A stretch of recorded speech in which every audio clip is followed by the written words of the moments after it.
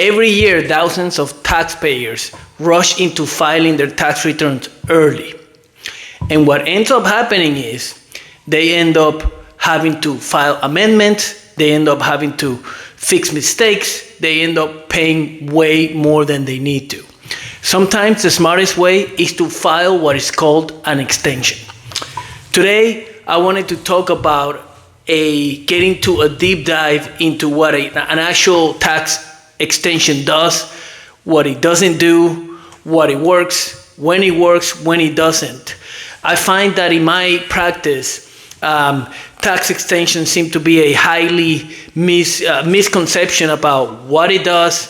There's a lot of anxiety around people thinking that filing an extension means having some red flag, means that you didn't do it on time, that it's going to have some kind of repercussion. So today, I really want to explain what a tax extension does. It's an appropriate time. We're kicking off 2025 filing season. So it's a really good time to just kind of do a deep dive into this very important subject. So for those of you that don't know me, my name is Julian Gonzalez. I am a managing member here at Upfront CPA. We value here, we work into, we offer many services. We focus on tax services. We're really the one-stop shop for you to just make sure that you're compliant. We're a CPA firm, so we work with high-end, high-net-worth individuals, with businesses. We have thousands of businesses that we work with, that we help. We're really here to kind of provide that level of assistance that you need, where you're not just filing forms, where you really kind of need that added touch to make sure that you're compliant and that you're working with everything that you need to do. And today we're going to talk about filing extensions. Okay, so what is an extension? Okay, so an extension is really an extension into filing. Obviously, what it means, you're extending. But where the misconception seems to arise from is into thinking that the extension is some kind of a mistake, something wrong that you did, that it forces you to then have to, extend because you did something wrong. So I wanted to clear that from the offset to say that, filing an extension should actually be the smart thing to do. That depending on your situation, it is actually recommended to file an extension. Okay, but there's some caveat, right? It doesn't mean that an extension applies to everybody. And there are certain circumstances that we're going to go through here very explicitly to just kind of walk through some of those scenarios, and hopefully one of them is the one that fits you. But I want to kind of emphasize that this is not a blanket advice. This is just to walk you through different scenarios, but at the end of the day, you should always consult with your CPA, and if not something that you're talking about with them on a regular basis, or at least when you're going to file, something that you should definitely bring up. So, high level tax extension is more time to file. It's not more time to pay. So when you file an extension, you still require to make your payment on time. So if you're filing, we're talking about whether that's March or April, just want to emphasize that the payment's still due, even though you might file the extension. Okay, so this is important because if you don't do things right, you could still be accruing interest or penalties or some sort of issue there if you don't do things the right way. It applies obviously for both individuals and businesses. Both are allowed to extend their filing time, but no the payment. So let's talk about some dates, right? Into what that extension means. What are they providing? So in the case of the 1040 for the individuals, where the April 15th is usually the due date, it gets extended to October 15th. Okay, if it's like, let's say, an 1120S where it's a pass-through entity, those are extended through September 15th. Okay, the same applies to partnerships, Form 1065, and also for a Form 1120, which is a corporation, those are extended through October as well. Okay, so an extension really means is that you're requesting more time. right? This is normal, okay? So depending on your situation, especially for those highly complex tax returns, it is definitely one thing that you should consider. It just makes sense that you take your time to file, right? An extension it's there to protect you. It does not raise any red flags. It does not mean that you're in some kind of trouble. It only means that you need more time because you have a lot of moving parts. You have certain things happening where you're saying to the IRS, hold on a minute, I want to get this right to you. I don't want to just have to file and then have to amend and then just create a mess. What I want is time to go over my situation correctly and make sure that I'm filing what I need to file on time and not have to make changes hopefully later, because even with extensions it doesn't guarantee that you may not have to make an amendment, but at least it improves the chances depending on your situation. Okay, so what is the big myth? As I mentioned earlier, the big myth is the extensions are bad. It means that you're some kind of doing something wrong. Okay, and I just want to make clear that filing an extension does not create a red flag. Okay, it does not increase your chance of an audit. That's another misconception. It doesn't mean that you're putting a target on your back. It does not mean that at all. In fact, most businesses, tax filers, file an extension. Okay, why? Why do businesses tend to file more extensions? So high level clients, right? If let's say some of the most common scenarios is waiting for a K-1.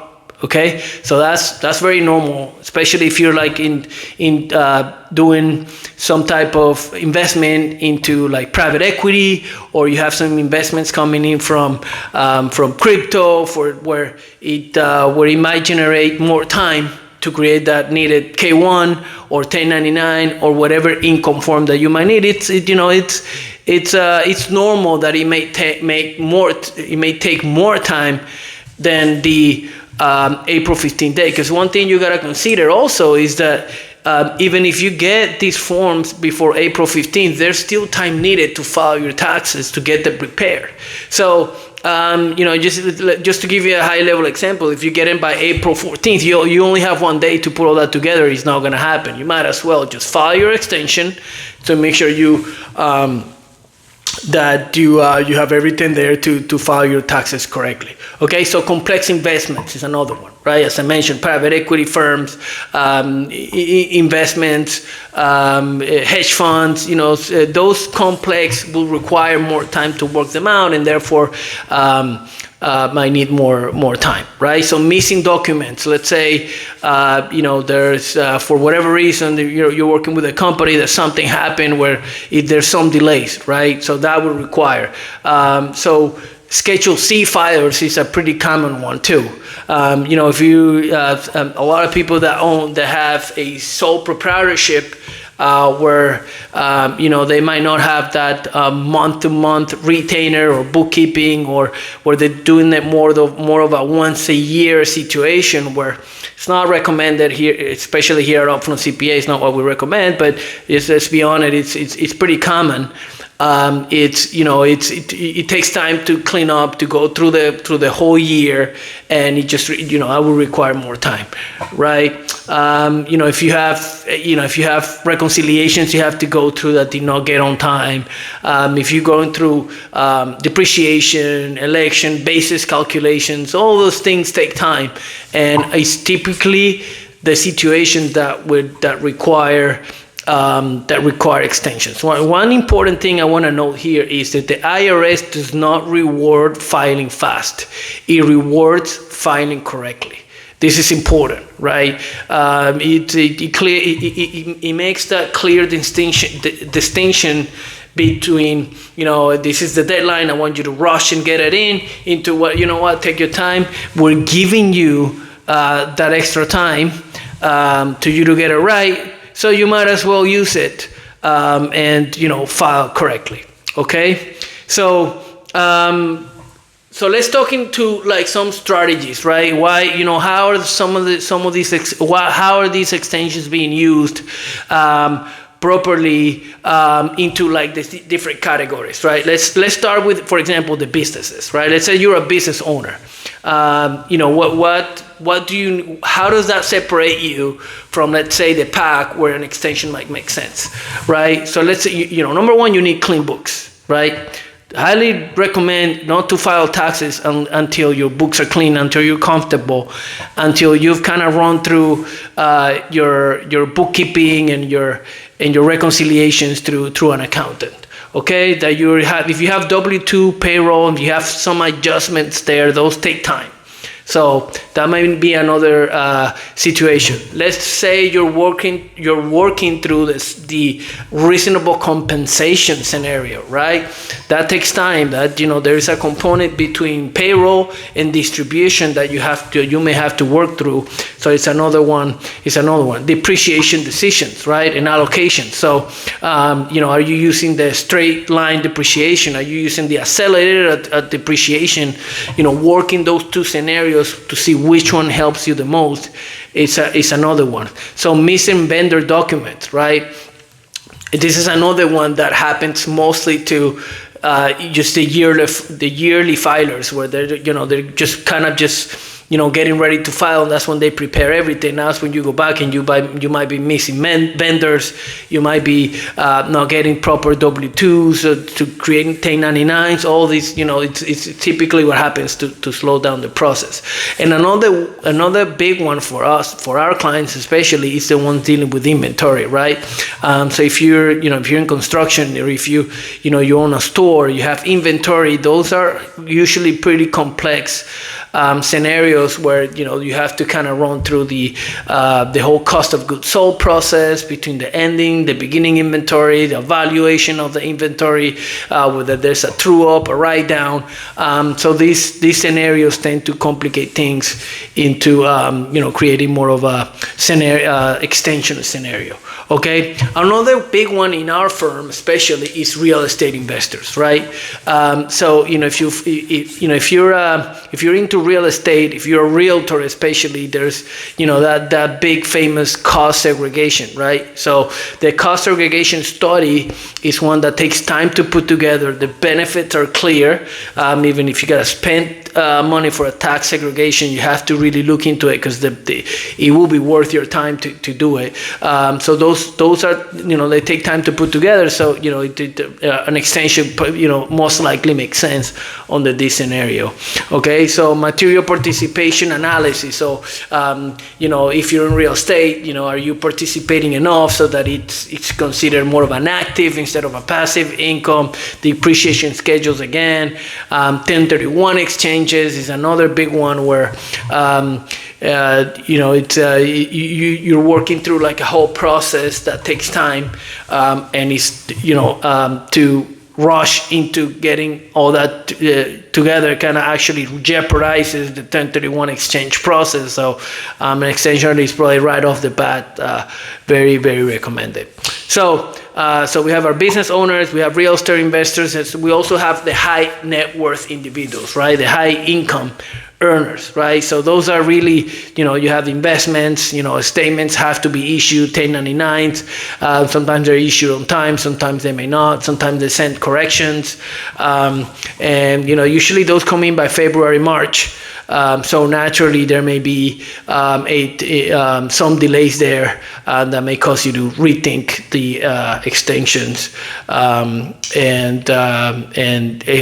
file that extension right away. Again, file an extension, but do not put off payment. Okay, and there's a whole analysis that you can do. You can actually make a payment while filing an extension. That's another thing you should talk to your CPA about, right?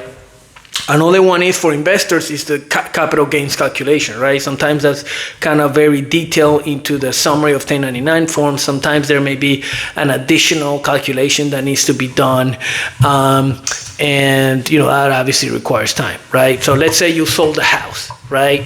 Let's say you have an investment and it's sold. You may need to take into account closing costs, going back and reviewing documents. Again, just time consumption items that take time to put together, and it's better to do it with time, with plenty of time to get it done right, rather than rushing it during the heavy tax season. Right. So now, for anyone, let's say I don't qualify for any one of these. Do I still file an extension? Well, it may be, right. There are certain life events that may cause you to, right. So let's say you get into a divorce, right. Now there's a whole component between how you file your taxes. Do I file single? Do I, am I head of household? Do I keep the kids? Who gets what, right? So there's some component there of time, working with the other partner to figure certain things out, to make sure you're legally going through the right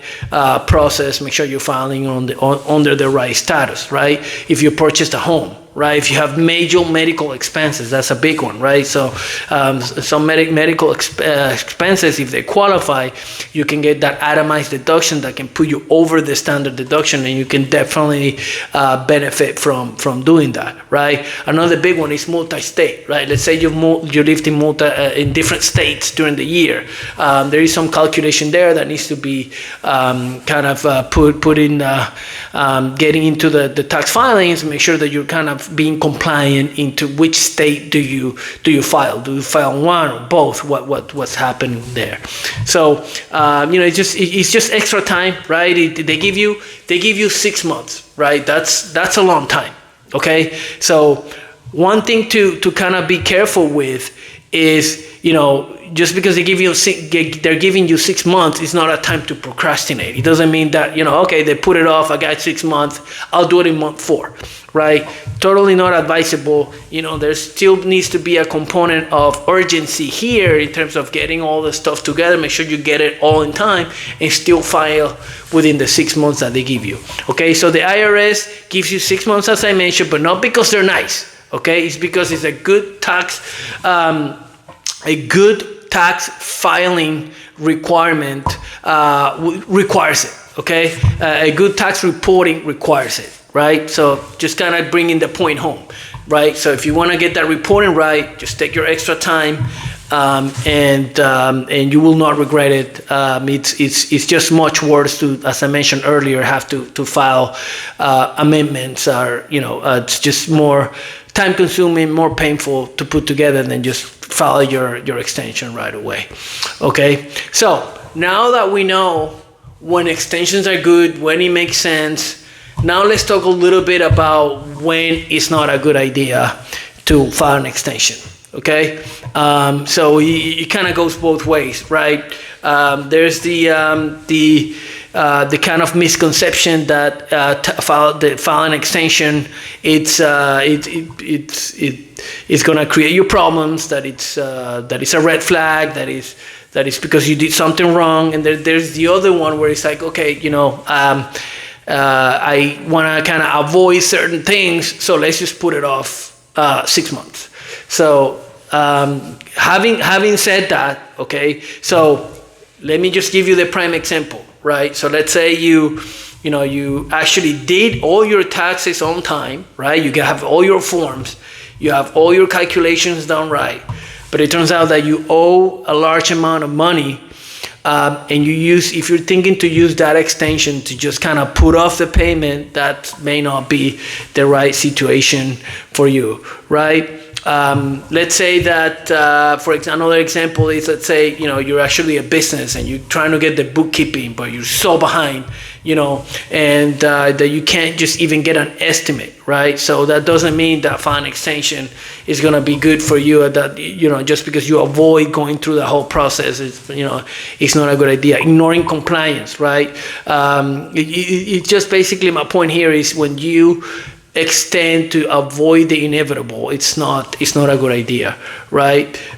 So if especially in the cases when certain individuals always file an extension and never pay, so they always file an extension and pay with the extension, it's usually not a good idea, because there are penalties You may not notice it when you file an extension, when you actually file your taxes during an extension, but there are penalties being applied and interest being applied to your taxes when you do it this way. You might get a letter, you might not, depends on how the taxes were calculated.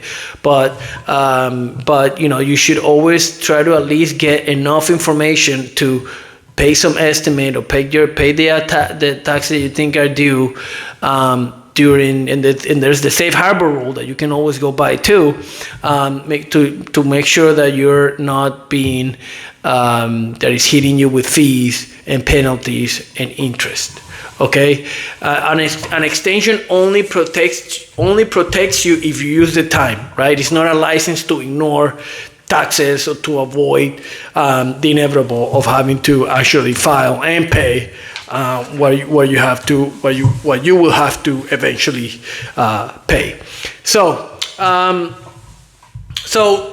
as a next step, I want to kind of just run you through some fun little exercise of sort of a checklist, right? Where I'm going to kind of go through certain scenarios, and if these are true, you should really consider doing an extension.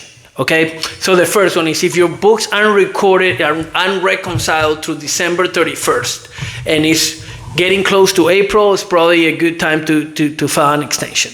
Okay, again, file an extension, but make sure you have try to get enough information to at least get some payments in, right? And as I mentioned earlier, there's the safe harbor rule. At least try to get that done on time, so you're not paying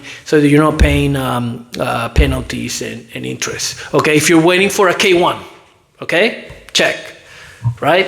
If you're expecting corrected brokerage statements.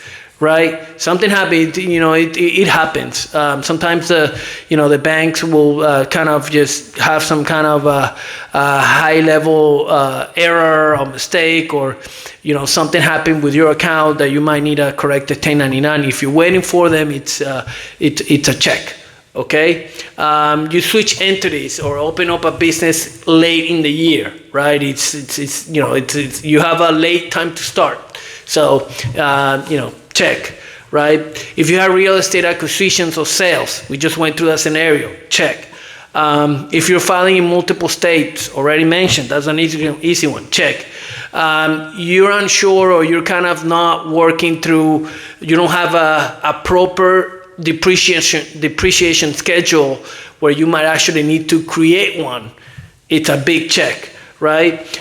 If you want your CPA to do a mid-year planning session before your final filing, which it happens quite often, you just kind of want to make sure somebody has some second eyes on your tax forms, and especially if they were done by you, or maybe a tax preparer that you're unsure of.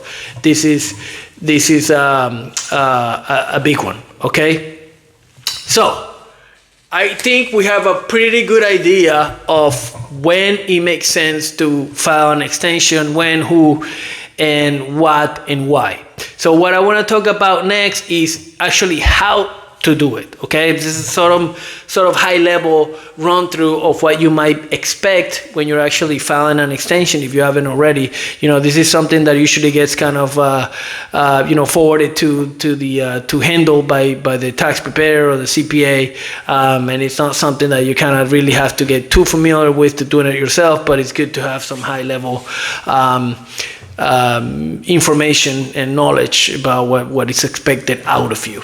Okay, so what are the different so what do we need to do? Okay, so if you're an individual filing form 1040, you're looking at form 4868. Okay, that's the extension request form. Okay, if you're a corporation, you're filing the form 7004.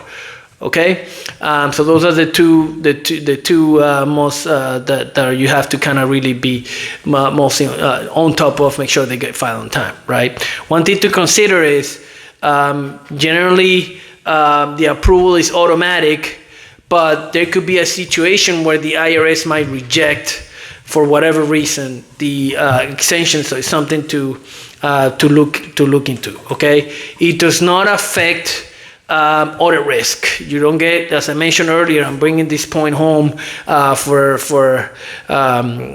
repeatedly because it's important, right? It's approval. It does not increase audit risk. Also important, it does not put off your payment. Okay, you must still pay your estimated tax or your final tax payment by the deadline, or at least make some make a deposit, or making some amount of payment based on the information that you have at the time. Okay, so what's our final say about extensions? Okay, so what do we say? What's the final word about extensions? Okay, so number one, extensions aren't bad. Okay, extensions aren't risky. Extensions don't send a bad signal to the IRS. Hey, look at, it's now I'm gonna be targeted, and it's just basically an extra time given to you so that you file correctly, strategically, and without making mistakes, trying to avoid the mistakes, right? And making the right decisions. Okay, so here at Upfront CPA, we're very clear, we're very transparent with our clients. We try to kind of run them through all the scenarios, and we usually provide, some, the general feedback about this is, this, as we always say, there is no silver bullet for everyone. It takes some discussion, a simple sit down with your CPA at the end of the year to run the scenario, if it makes sense for you, right? So, but whether you're unsure if an extension work with you, talk to a CPA who understands, right, your full financial situation, and it's not just there for your tax returns, right? That's something that we kind of just really emphasize here at Upfront CPA, that this is more of an ongoing relationship that we have with our clients. It's just, it's similar to, going to the doctor, going to the dentist, right? If you just go once every blue moon or whatever the time, it's just more of a headache, more issues, more problems to go through. Then you have that ongoing relationship where you just kind of, plan during the year, right? That's the key right there. So that is the end of my discussion here. I hope that this brings, that this is helpful, that this is very informative for you. I like sharing information. I love working with my clients. I actually appreciate the clients that come to me with questions, that have concerns, that have comments, and that are really trying to get to what works for them specifically, rather than just listen to some random advice on TikTok or social media or whatever. So if you like this video, please click the like button and follow us for more content like this.